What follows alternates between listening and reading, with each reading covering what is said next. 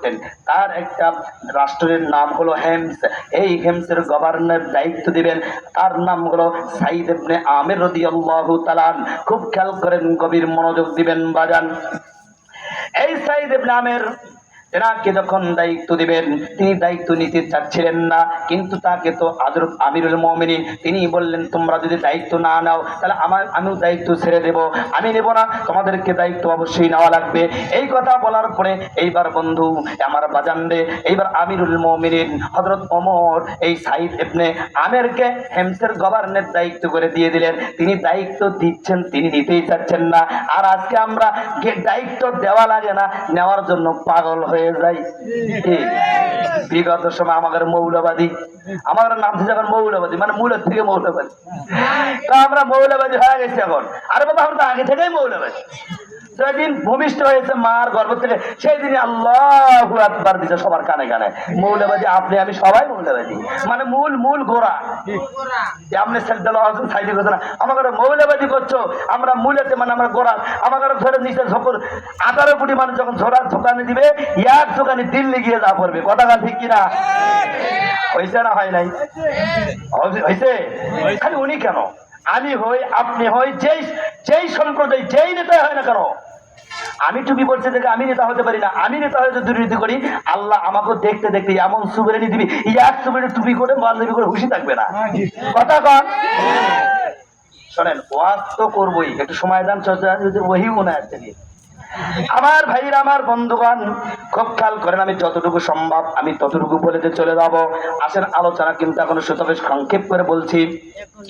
এবার আমিরুল মুমিনিন হেমসের গভর্নর দায়িত্ব দিচ্ছেন সাইদ ইবনে আমিরকে। উনি নিতেই চাচ্ছিলেন না, কিন্তু উনি নিয়ে নিলেন। নেওয়ার পরে ওই এলাকার কতগুলো মুরব্বী মানুষ আমিরুল মুমিনিন হযরত ওমরের কাছে চলে গেলেন। ও বন্ধু, নেওয়ার পরে এই লোকগুলো যখন আমিরুল মুমিনিনের কাছে চলে গেলেন, যাওয়ার পরে এইবার আমিরুল মুমিনিন বলতেছেন, তোমার ওই এলাকার থেকে কার কার বেশি অভাব, কার কার বেশি ক্ষতিগ্রস্ত, কোন সমস্ত ব্যক্তিগুলো অভাব অনটনের মধ্যে আছে, তোমরা তার সিরিয়াল গুলো দিয়ে আমার কাছে চলে যাও। এইবার সিরিয়াল দিলেন। সিরিয়ালের মধ্যে যে নামটা সর্বপ্রথম আগে লিখলেন, তিনি হলেন ওই হেমসের গভর্নর, যিনি সাইদ ইবনে আমির প্রেসিডেন্ট। তার নামটা আগে লিখে দিয়ে বাকি নামগুলো তারপরে পরে পরে লিখে দিয়ে আমিরুল মুমিনিন হযরত ওমরের কাছে যখন দিয়ে আসলেন, আমিরুল মুমিনিন তখন এই সিরিয়াল যখন দিয়ে আসলো, দেওয়ার পরে আমিরুল মুমিনিন তিনি চিন্তা করলো, সর্বপ্রথম যিনি নামটা দিয়েছেন, এটা তো দেখা যাচ্ছে হেমসের গভর্নর, যিনি সরকারের দায়িত্বে আছে, যার নাম হলো সাইদ ইবনে আমির রাদিয়াল্লাহু তাআলা আনহু। তার নামটা সর্বপ্রথম আগে দেখতেছে। কারণটা কি? বলতেছে, এই মুরব্বীরা বলতেছে, হুজুর বলবেন না, আমাদের গ্রামের মধ্যে, আমাদের এলাকার মধ্যে সবার আগুন জ্বলে চুলায়, কিন্তু এই লোকটার 2 দিন 3 দিন পর্যন্ত তার ওই চুলার মধ্যে আগুন জ্বলে না। আল্লাহু আকবার। নেতা কাকে বলে? আজকে নেতা, যত বড় নেতা যারা হবে আপার লেভেলের, অপর লেভেলের, তাদের হিসাব তত বেশি হবে আল্লাহর দরবারে। সূরা বনী ইসরাঈলের মধ্যে 71 নম্বর আয়াতে আল্লাহ বলেন, ইয়াউমা নাদউ কুল্লা উনাসিম বিইমামিহিম। আল্লাহু আকবার। আল্লাহ পাক বলেন, যখন নেতা ডাকবে, নেতার সঙ্গে তার আরো নেতা যারা চালাচমুন্ডা আছে, তার মুরিদ সহ এবং পীর সহ সকলকে সহ আল্লাহ রাব্বুল আলামিন ডাকবেন। এজন্য নেতা যত বড়, তার হিসাব তত কঠিন। কথা কান ঠিক কিনা? এবার সাইদ ইবনে আমির তার নামটা আগে লিখে দিয়েছিল। আসার পরে এবার আমিরুল মুমিনিন ওনার বাইতুল মাল থেকে কিছু বরাদ্দ, 100 দিরহাম টাকা, এটা উনি পাঠায় দিলেন। আসার পরে হেমসের গভর্নর সাইদ ইবনে আমিরের ঘরে যখন ঢুকছে, উনি জোরে জোরে ইন্না লিল্লাহ ইন্না লিল্লাহ পড়তেছে, ইন্না লিল্লাহ। পাশের রুম থেকে তার বিবি বলতেছেন, স্বামী গো, কি হইল? আমরা ইন্না লিল্লাহ কখন পড়ি বলেন তো? খালি বিবাহ। আমার চাচা বলে, মা বলে, বাম বলে, আপনার সবাই বলে ইন্না লিল্লাহি ওয়া ইন্না ইলাইহি রাজিউন। তখন আমি মাঝে মাঝে ইন্না লিল্লাহ শুনলেই কানটা খারাপ করি। তালতলা আবিদে মাদ্রাসা বাইকে বেঁকে যায়, ফার্স্ট করে শুনি, কে রে কোনটারে করে লাগাত বাবা ডাক্তার? হুজুর এটা হলো কালকে ভুল। কেটা কেটা? যদি আমি মানুষ চেনা যায়, কেটা অমুক লোক, হ্যাঁ অমুক চেনা গেছে। আর যদি কেরা কোন জায়গা, ওই গ্রাম, হ্যাঁ এটা তো আমরা অমুক। যখন একজন বিপদ বা কোনো মানুষ মারা যায়, তখন আমরা এই আয়াতটা পড়ি, ইন্না লিল্লাহি ওয়া ইন্না ইলাইহি রাজিউন। হেমসের গভর্নর সাইদ ইবনে আমির এই কথাটাই বলতেছেন, ইন্না লিল্লাহ ইন্না লিল্লাহ। তার স্ত্রী বলতেছেন, তিনি ছিলেন আল্লাহ বলা একজন মানুষ। হেমসের গভর্নর সাইদ ইবনে তিনি ছিলেন আল্লাহ বলা একজন মানুষ। বাজান রে, একটু খেয়াল করেন, গভীর মনোযোগ। এবার তার পাশের ঘরে স্ত্রী বলতেছেন, ও স্বামী গো, কি হলো হঠাৎ করে ইন্না লিল্লাহ কেন বললেন? তো কোনো মুসলমান মারা গেছে নাকি? বলে না না না। বলে তাহলে কি হয়েছে? বলে কোন হযরত আমিরুল মুমিনিনের কোনো সমস্যা হয়েছে নাকি? বলে না, তার চেয়ে তো বেশি হয়েছে। ও স্বামী গো, বলেন কি হয়েছে? তখন বলতেছেন, ওর চাইতে বেশি বেশি। বলে কি হয়েছে? বলে তুমি আমাকে একটু সাহায্য করতে পারবে কিনা, আমাকে একটু হেল্প করতে পারবে কিনা? এবার স্ত্রী বলতেছেন, বলেন কি সাহায্য করা লাগবে? তুমি একটু ওই যে কি বলে একটা বোরকা পরে চলে আসো, আমার ঘরের মধ্যে এই মুহূর্তে দুনিয়ায় এসে ঢুকে পড়েছে। আল্লাহু আকবার। দুনিয়া মানে কি? 100 দিরহাম টাকা আসছে ওই যে আমিরুল মুমিনিন হযরত ওমরের কাছ থেকে 800 দিরহাম যখন এই ব্যক্তির কাছে চলে আসলো, এখন ইনি ইন্না লিল্লাহ পড়তেছেন, কারণ তিনি ছিলেন দেনদার আল্লাহ ওয়ালা। এবার স্ত্রীকে নিয়ে বলতেছেন, চলো চলো, আমার ঘরের মধ্যে 100 দিরহাম এসেছে, আমি এটা আর রাখবো না, আমার কাছে দুনিয়া চলে আসছে, আমি দুনিয়ার মায়ায় পড়ে যাচ্ছি, আমি দুনিয়ার মধ্যে চলে যাচ্ছি, দুনিয়ার মোহের মধ্যে চলে যাচ্ছি। এ বন্ধু, এইবার স্ত্রীকে নিয়ে আমিরুল মুমিনিন সাইদ ইবনে আমের রাদিয়াল্লাহু তাআলা আনহু তিনি গ্রামের মধ্যে বেরিয়ে গেলেন। কোন কোন ব্যক্তির অভাব? বলতেছে, তোমার কি অভাব? এই যে নাও তুমি 2 দিরহাম। বলে তোমার কি অভাব? এই যে নাও তুমি 3 দিরহাম। এই যে তোমার কি অভাব? এই যে নাও তুমি 4 দিরহাম। এইভাবে দিতে দিতে দিতে দিতে 100 দিরহাম সোনার টাকা সব কিছু মানুষের মাঝে বিলীন করে দিয়ে দিল। এরা ছিল আল্লাহ বলা নেতা, এরা ছিল কোরআন প্রেমিক, এরা ছিল কোরআনের পক্ষে। কোরআন থাকার কারণে তাদের সিনাই ছিল, যার কারণে তারা দুনিয়ার জমিনটা, দুনিয়াকে তারা আঁকড়িয়ে ধরেনি। রঙিন এই পৃথিবী ছাড়িতে হইবে, রঙিন এই পৃথিবী ছাড়িতে হইবে, সাদের এই দেহ মাটিতে খাইবে, শূন্য হবে জিন্দেগানি, কার লাগিয়া এত মায়া এত চোখের পানি রে মন, কার লাগিয়া এত মায়া এত চোখের পানি। আল্লাহু আকবার। রঙিন এই পৃথিবী ছাড়িতে হইবে, সাদের এই দেহ মাটিতে খাইবে, শূন্য হবে জিন্দেগানি, কার লাগিয়া এত মায়া এত চোখের পানি রে মন, কার লাগিয়া এত মায়া এত চোখের পানি। সন্ধ্যা হলে ডুবিবে বেলা, সঙ্গ হবে ভাবেরি মেলা, সন্ধ্যা হলে ডুবিবে বেলা, ভঙ্গ হবে ভাবেরি মেলা, কেউ বা দিবে আখিরি গোসল, কেউ বা দিবে আখিরি গোসল, কেউ বা আনবে আতর দানি, কার লাগিয়া এত মায়া এত চোখের পানি রে মন, কার লাগিয়া এত মায়া এত চোখের পানি। জোরে বলুন মারহাবা।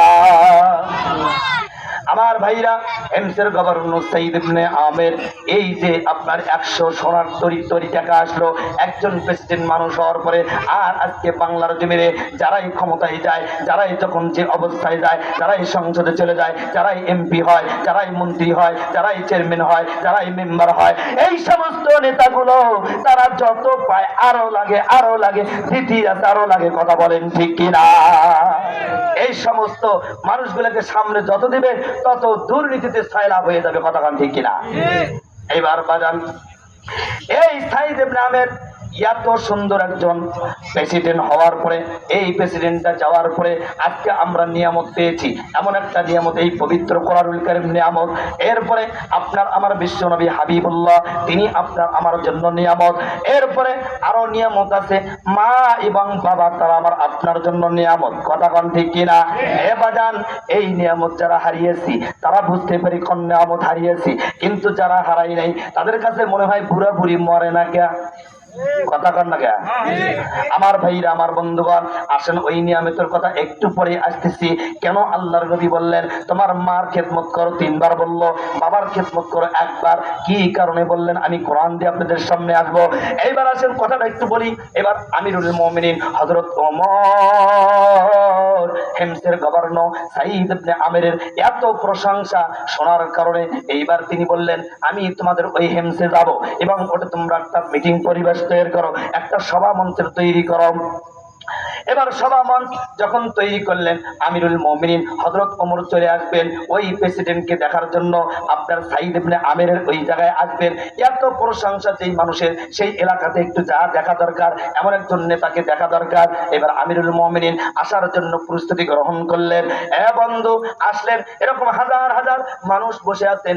আমিরুল মুমিনিন হযরত ওমর ওই জায়গার মধ্যে আসলেন। আসার পরে এইবার জনগণকে বলতেছেন, ও জনগণ, তোমাদের এই যে তোমাদের যে প্রেসিডেন্ট আছে, ইনি তোমাদের জন্য কেমন, ইনি তোমাদের সাথে কেমন ব্যবহার করে। এইবার এই কথা শোনার পরে আমিরুল মুমিনিন হযরত ওমর রাদিয়াল্লাহু তাআলা আনহুর কথা শোনার পরে এইবার তার জনগণ বলতেছেন, হুজুর বলবেন না, এমন প্রেসিডেন্ট হয় না, খুবই আল্লাহওয়ালা, খুবই ভালো মানুষ, তার মতন প্রেসিডেন্ট হয় না। জোরে বলুন আল্লাহু আকবার। আমিরুল মুমিনিন বলতেছে, হ্যাঁ এত সুন্দর প্রেসিডেন্ট, আর এখন আমাদের প্রেসিডেন্ট হলে কি কয়, যার জোর বেশি, যার যার ক্ষমতা বেশি, তার বিচার সেই দিক, ঠিক আছে। আর উনি কি বলতেছে যে তোমাদের এই প্রেসিডেন্টের কোনো এত ভালো বলে, হ্যাঁ তাহলে কারো কোনো অভিযোগ আছে কিনা। এই কথা যখন বলছে, তখন এই হাজার হাজার মানুষের মধ্যে থেকে একজন বলে উঠছে, হুজুর আমার একটা অভিযোগ আছে। অভিযোগ যখন আমিরুল মুমিনিন অর্ধ পৃথিবীর খলিফা, তার সামনে যখন অভিযোগ দিয়েছেন, তখন অভিযোগটা তো মারা লাগে। তখন আমিরুল মুমিনিন হযরত ওমর বলতেছেন, বলো বলো তোমার অভিযোগ কি। আমি অভিযোগগুলো পরে বলবো। 4টা অভিযোগ করেছেন। 1 নম্বর অভিযোগ বলেছেন যে আপনার এই যে প্রেসিডেন্টের কথা বলতেছেন সাঈদ ইবনে আমির রাদিয়াল্লাহু তাআলা আনহু, তিনি যখন বিচার কার্যালয়ে আসে, প্রতিদিন সকালে আসার সময় 10 থেকে 20 মিনিট দেরি করে তিনি কার্যালয়ে আসে। 10 থেকে 20 মিনিট, এটা একটা অভিযোগ হলো? ওরা আসতেই পারে, আর রাস্তার মধ্যে আমার গাড়ির বিয়া হয়েছে, তার জন্য 20-30 মিনিট আধা ঘন্টা দেরি হতে পারে। এটা একটা অভিযোগ নালিশ করলো আমিরুল মুমিনিন হযরত ওমরের সামনে। এরপরে আমিরুল মুমিনিন বললেন, তোমাদের আর কার কোন অভিযোগ। এবার 2 নম্বর একজন মুরব্বী দাঁড়িয়ে বলতেছেন, আমার একটা অভিযোগ আছে। বলে, তোমার কি অভিযোগ? বলে, আমার অভিযোগটা হলো মাসে একদিন তিনি ঘর থেকে বেরই হন না, মানে ঘরের মধ্যে থেকে একদিন তিনি বার হন না, মাসের মধ্যে একদিন। এটা হলো আমার অভিযোগ। বলে, তার পাশে ঠিক আছে, তোমার অভিযোগ, তোমাদের অভিযোগগুলো সাঈদ ইবনে আমির রাদিয়াল্লাহু তাআলা তিনি নিজেই উত্তর দিবেন। এরপরে বলতেছেন, আর কারো কোনো অভিযোগ আছে? পাশে মরে থেকে এক মুরব্বী করছে, হ্যাঁ আমার একটা অভিযোগ আছে। বলে, তোমার কি অভিযোগ বলো। এইবার 3 নম্বর বলতেছেন, 2 নম্বর যে রাতে কেউ ডাকলে, আমাদের প্রেসিডেন্টকে রাত্রিরে কেউ ডাকলে সে তাকে সাড়াই দেয় না। মানে রাতে গেলে, রাতে মানে যত বিপদ করুক চেয়ারম্যানের কাছে গেলে সাড়া দেয় না। এটা একটা অভিযোগ। তাহলে কটা হলো? 3টা। 4 নম্বর অভিযোগ বলতেছেন, তোমাদের আর কোনো অভিযোগ আছে নাকি? আর একজন মুরব্বী আর এক কানে থেকে, হুজুর আমার একটা অভিযোগ আছিল। তো তোমার ফির কি অভিযোগ? বলো বলো বলো। বলছে, আমার অভিযোগটা হলো যে মাঝে মধ্যে এই সাঈদ ইবনে আমির রাদিয়াল্লাহু তাআলা আনহু উনি একজন মাতাল হয়ে পাগলের মতন হয়ে যায়। আমার বাজান, আমার ভাইরা, রাষ্ট্রের জন্য একজন ভালো নেতা পাওয়া আমাদের জন্য নিয়ামত। আপনার আমার জন্য ভালো ভালো জিনিস পাওয়া নিয়ামত, পবিত্র কোরআনুল কারীম পাওয়া নিয়ামত। এই যে 4টা বিষয় আমি অবশ্যই বলবো, একটু খেয়াল করেন। এই যে ভালো ভালো বিষয়গুলো, ভালো নেতার সামনে দেওয়া, এটা আমাদের জন্য নিয়ামত। কোরআন পাওয়া আমাদের জন্য নিয়ামত। আপনার আমার বিশ্ব নবী রাহমাতুল লিল আলামিন এই যে রবিউল আউয়াল মাসে এসেছেন, এটাও আপনার আমার জন্য নিয়ামত। আর একটা নিয়ামতের কথা বললাম, যেই জনম দুঃখিনী মা আপনার আমার বাবা এরাও হলো আপনার আমার জন্য নিয়ামত, যাদের উদ্দেশ্যে আমরা পৃথিবীর জমিনে এসেছি। বন্ধু কি বলবো, ডাক্তারি সায়েন্সিক্যালে যে কথাটা বলা যায়, আপনার বিজ্ঞান আজকে যেই কথাটা বলছে, কেন আল্লাহ পাকের নবী বললেন তোমার মা, এরপরে বললেন আবার বললেন উম্মুকা, আবার বললেন তোমার উম্মুকা, তিনবার আল্লাহ পাকের নবী বললেন তোমার মাকে খিদমত করো। এইটা বিজ্ঞানকে যখন প্রশ্ন করা গেল, বিজ্ঞান তার জবাব দিয়ে দিচ্ছেন, একজন সন্তান যখন 10 ইঞ্চি লম্বা হয়ে যায়, বড় হয়ে যায়, একজন মার কলিজার নিচে, গর্ভবতী মা যখন মায়ের পেটের মধ্যে একজন সন্তানকে যখন রাখা হয়, 10 ইঞ্চি জায়গা আছে ওই কলিজার নিচে। বিজ্ঞান বলতেছেন একজন মা, একজন সন্তান যখন বলে, কেন বিজ্ঞানকে বলা হলো কেন এই মা এত তাদের প্রতি মায়া, কেন এত মা এত কেন নিয়ামত, কি জন্য কুদরত আল্লাহ তাআলা এত দিয়ে দিলেন? বলে একজন মা যখন ওই সন্তানটা যখন পেটের মধ্যে ধারণ করে, ধারণ করার পরে 14 ইঞ্চি যখন লম্বা হয়, লম্বা হওয়ার পরে জায়গায় তো আছে কলিজার নিচে মাত্র 14 ইঞ্চি, তারপরে কিছুদিন পরে যখন আবার 1-2 ইঞ্চি বড় হয়ে যায়, তখন বলে ওই জায়গাতে 10 ইঞ্চি জায়গার মধ্যে একজন সন্তান কেমন করে মায়ের পেটের মধ্যে থাকে। বিজ্ঞান বলতেছেন ওই মায়ের কলিজার নিচে যখন ওই আপনার সন্তানের পাপ যখন থাকে, একজন সন্তান মাতৃগর্ভের মধ্যে যিনি সর্বনিম্ন আপনার মায়ের কলিজার মধ্যে লাথি মেরেছে, সব নিম্ন যিনি লাথি মেরেছেন, তিনি 4500 বার একজন মা কলিজায় একজন সন্তান লাথি মেরেছেন। আল্লাহু আকবার।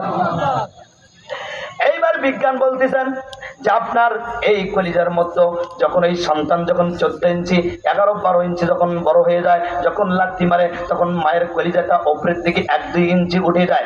এইভাবে 1, 2, 3, 4 ইঞ্চি পর্যন্ত যখন উঠে যায়, তখন 14, 15, 16, 18 ইঞ্চি পর্যন্ত ওই সন্তানগুলো যখন মাতৃগর্ভের মধ্যে বড় হয়, আমার ভাইরা আমার বন্ধুগণ, একজন মা যখন প্রথম সন্তান যখন গর্ভের মধ্যে ধারণ করে, দেখবেন আপনার 1 বছর 2 বছর ঘর সংসার করার পরে আপনার চাবিটা দিয়ে শাশুড়ির হাতে দিয়েছেন, শাশুড়ি আম্মা এই যে নেন আপনার হাতে আমি চাবি দিচ্ছি, আমার তো 2 দিন 4 দিন পরে আমার ডেলিভারি হবে, না জানি আমার কি দশা হয়ে যায়। একজন প্রথম মহিলা যিনি প্রথম পেটে যখন বাচ্চা ধারণ করে, এই মার কথা বলতেছি। এরপরে আপনার শ্বশুরের কাছে বিদায় নেয়, এরপরে আপনার স্বামীর কাছে যা বলে, ও প্রাণের স্বামী গো, 4 বছর 2 বছর হয়ে গেল আপনার সঙ্গে আমি একটু ঘর সংসার করতেছি, আমার 2-1 দিন 2-4 10 দিন পরে আমার গর্ভ কি বলেন আর প্রসব বেদনা উঠেছে, আমার প্রসব হবে, কিন্তু এই যে সন্তানটা 1, 2, 4 ইঞ্চি 14 ইঞ্চি 15 ইঞ্চি 16 ইঞ্চি পর্যন্ত লাথি খাচ্ছে এবং মার কলিজাটা উপরের দিকে উঠতেছে, এই যে 4500 বার লাথি মেরেছে, যিনি সর্বনিম্ন লাথি মেরেছেন তিনি 4500 বার মেরেছেন। এই 4500 মধ্যে 3টা ঐতিহাসিক বড় বড় লাথি মেরেছি আমরা প্রতিটা মায়ের কলিজার মধ্যে। আল্লাহু আকবার। আমার ভাইরা আমার বন্ধুগণ, বিজ্ঞান এই কথাটাই বলতেছেন, যখন ওই মাকে বলা হয় যে তুমি আপনার শাশুড়ির কাছ থেকে বিদায় নিলে, শ্বশুরের কাছ থেকে বিদায় নিলে, এরপরে স্বামীর কাছ থেকে বিদায় নিয়ে নিলে, কিন্তু তোমার বাবার মায়ের কাছে বিদায় নিলে না কেন? তখন বলতেছে, দেখেন হুজুর, আমরা এই জন্য বিদায় নিই না, যেদিন আমাদের বিবাহ হয়, বিবাহ হলে ওই গ্রামের সকল মানুষকে দাওয়াত করা হয়, তারা আনন্দের সহিত বিবাহ অনুষ্ঠানে এসে খানা পিনা সব কিছু করে, কিন্তু আমার জন্ম দুঃখিনী মা মেয়ে বিদায় দেবে, তিনি ছটফট করে বেড়ায়, তার পেটে কোনো ক্ষুধা নাই। যদি কোনো মানুষ বলে মা আপনি একটু খান, বলে না আমার ক্ষুধা না, আমার পেট ব্যথা করতেছে, আমার পেটের মধ্যে গ্যাস। এইভাবে এনাকে বিদায় করে দিয়েছে। মেয়েকে বিদায় করার সময় যখন গাড়িতে উঠাবে, অনেকজন মাকে টানাটানি করে, খাবার পথে বসাইতে পারে না।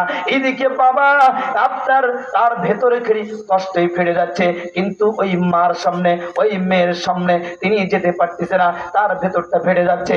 তিনি শুধু লুকাচুরি খেলতেছেন আর এদিক সেদিক দেখতেছেন, একবার বাইরে যাচ্ছে একবার তো কেটে যাচ্ছে, মানে মেয়ের সামনে বাবা যেতে চাচ্ছে না।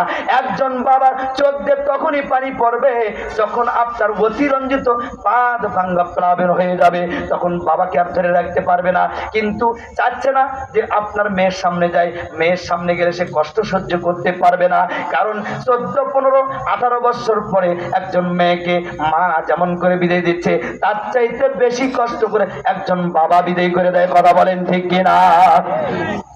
এই প্রথম গর্ভবতী এই মা তখন বলতেছে আমার বাবাকে মাকে ওই দিন যে কষ্ট করেছে আমার চাচারা আমাকে ধরে নিয়ে গাড়িতে উঠাবেন, ওই সময় আমার মাও যায় না, আমার মা খালি ডোকরা ডুবরি করে কান্নাকাটি করে, আর আমার বাবা শুধু আপনার লুকোলুকি করতেছে। এক পর্যায়ে দুই একজন টেনে ধরে নেসে গাড়ির সামনে যখন নেসে বাবার সন্তান যখন বিদায় নেওয়ার জন্য, আমরা যখন বিদায় নেওয়ার জন্য যাই, বাবাকে যখন জড়িয়ে ধরি, বাবা আমার মুখের দিকে ফ্যাল ফ্যাল করে তাকিয়ে দেখতেছে, একবার আসবারের দিকে, একবার ডানে তাকায়, একবার বামে তাকায়। বাবা কাটতেও পারছে না, সহ্য করতেও পারছে না। এর নাম হলো বাবা। ধরে বলুন আল্লাহু আকবার। এইবার এই প্রথম মহিলা যিনি আপনার বাচ্চা প্রসব করবেন, এখন আপনার এই ডাক্তারি সাইন্সিক্যালের কথা, যে ডাক্তার সাহেবরা যারা বিজ্ঞান বলতেছেন, যখন এই মার গর্ভের মধ্যে ৩,৫০০ বার লাথি মেরেছে, তার মধ্যে তিনবার ঐতিহাসিক বড় বড় লাথি আপনিও মেরেছেন, আমিও মেরেছি, প্রতিটা মা বোনেরা সবাই মেরেছেন। এ বন্ধু খুব খেয়াল করেন, কেন মায়ের প্রতি এত মায়া আল্লাহ তাআলা দিয়ে দিলেন। যেই সন্তান বেশি লাথি মেরেছেন মাকে, ওই সন্তানের প্রতি মায়ের মহাব্বত বেশি। এখন আপনার এই সন্তান, এই গর্ভবতী মাকে এখন আপনার সিজার করুক অথবা নরমালে হোক, যখন হবে, হওয়ার সময় প্রথম লাথিটা যখন মারে, তিনটা ঐতিহাসিক, খুব সংক্ষেপ করে বলছি, তিনটা ঐতিহাসিক লাথির মধ্যে প্রথম লাথি যখন মারে, আমরা সাধারণ গ্রামে ভাষায় বলি যে এখন পানি ভাঙতিছে। এই পানি ভাঙতে প্রথম লাথিটা যখন মারা হয়, ৫২টা পর্দা মায়ের ফেটে ওই পানিটা বেঁচে থাকতে। ধরে বলুন আল্লাহু আকবার। এরপরে দ্বিতীয় লাথি যখন মারি, আপনার ওই জরায়ুর ৭টা পর্দা ফেটে যায়। এই ৭টা পর্দা যখন ফেটে যায়, ফেটে যাওয়ার সঙ্গে ২ কেজি থেকে ২ কেজি রক্ত প্রবাহিত হয়। এই রক্ত প্রবাহিত হওয়ার পরে একজন মা এত জ্ঞান শূন্য হয়ে যায়, আপনার বেহুশ হয়ে যাওয়ার মতন হয়ে যায়। আর সর্বশেষ যেই লাঠিটা মারল বাজার, ওই যে আপনার কলিজার উপরে ছোট্ট একটা পর্দা থাকে, যেই পর্দাটার মধ্যে একটা লাঠি যদি কোনো পুরুষ মানুষ খাইতো, সঙ্গে সঙ্গে বিজ্ঞান বলতেছেন ওই পুরুষ মানুষ মারা যাবে। বিজ্ঞানকে প্রশ্ন করা হলো যে বিজ্ঞান, একজন পুরুষ মানুষ এই লাঠি খেলে যদি আপনার পুরুষ মানুষ মারা যায়, মা যদি কেন মারা গেল না, মা যদি কেন মারা গেল না? তখন বিজ্ঞান বলতেছেন একজন মাকে যখন ওই জায়গার মধ্যে যে আপনার যখন অপারেশন করা হলো, যখন সন্তানটা সিজার করা হবে, এই সময় বিজ্ঞান বলতেছে আপনার টেলিস্কোপ যেটা থাকে, এটা যখন মার ওই সন্তানটা যখন প্রথম শেষ লাঠিটা যখন আপনার ওই লাঠি মেরে জমিন মুখে যখন সন্তানটা বেরিয়ে আসলো, আসার সময় মা ওই কলিজার পর্দাটা ফেটে জমিনের মধ্যে বেহুশ হয়ে পড়ে গেল। এখন আপনার বিজ্ঞান বলতেছেন যে কেন পুরুষ মানুষ মরল না, আর কেন মহিলা মানুষ বাঁচলো, পুরুষ মানুষ কেন বাঁচবে না? তার কারণ হলো এই সময় বিজ্ঞান বলতেছেন ওই মায়ের কলিজার উপরে যখন বাচ্চা প্রসব হয়ে গেল, ওই যে কলিজা ফেটে গেল, চৌচির হয়ে গেল, এখন টেলিস্কোপ দিয়ে যখন কলিজার উপরে রাখছে, এই সন্তানটা যখন ভূমিষ্ঠ হলো, ভূমিষ্ঠ হয়ে যাওয়ার পর এই প্রতিটা সন্তান একটা শব্দ করে, সেটা কি বলেন তো? সবাই একবার বলেন উম্মা উম্মা উম্মা উম্মা বলে ডাকে, কান্দে।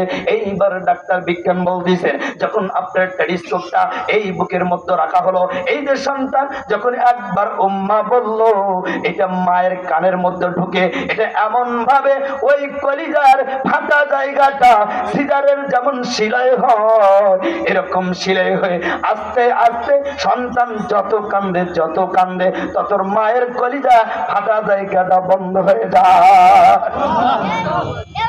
শুধু তাই নয়, আমি আর একটা জিনিস দেখেছি, জনম দুঃখিনী মা মায়ের মতন ধন এই জগতে হবে না। আজকে সেই মাকে আমি ৩.৫ মাস হয়ে গেল, আমি মাকে হারার আগে অনেক কষ্ট করেছি মা সম্পর্কে, কিন্তু আমার মাকে হারিয়ে জীবনের প্রথম আজকের মাহফিলে আমার মাকে হারিয়ে আমি আজকে এই মাহফিলে সেবা বিচারা করতেছি। প্রতিটা মানুষ আমার আপনার মাকে এমনি করে লাঠি মেরে কলিজা ফেটে দিয়েছি।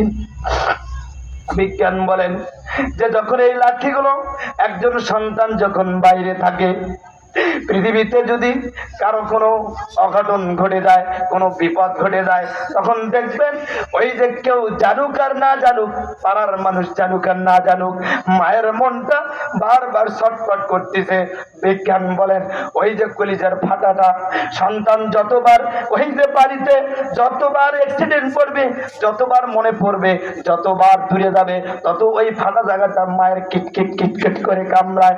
আর ওই সন্তান যতবার মাকে বলবে আম্মু, যতবার বলবে মা, যত কাছে আসবে তত ওই মায়ের কলিজার ফাটা জায়গাটা বন্ধ এবং কিটকিটি বন্ধ হয়ে যায়। এই জন্য কোন সন্তান যখন বাইরে থাকে, যখন বিভিন্ন জায়গায় থাকে, যদি আপনার কোনো আপদ বিপদ ঘটে, কেউ জানুক আর না জানুক, সর্বপ্রথম জানে তার মায়ের কথা। বলেন ঠিক কিনা?